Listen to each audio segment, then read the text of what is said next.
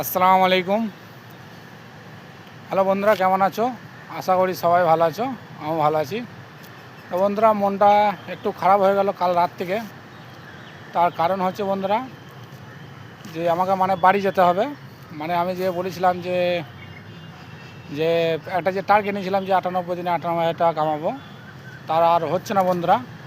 তার কারণ হচ্ছে আমাকে ভোটের জন্য বাড়ি যেতে হবে।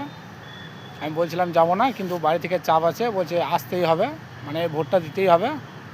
তাই সেই জন্য বন্ধুরা আমাকে বাড়ি যেতে হবে। তাই তাই আমাদের টিকিট কাল রাতে এখন টিকিট কেটে টিকিট বুক করা হয়েছে বন্ধুরা। আমাদের টিকিট বুক করা হয়েছে 22 তারিখে, কাল রাতে তৎকাল মেরেছি। তো আমরা এখন বাড়ি যাব।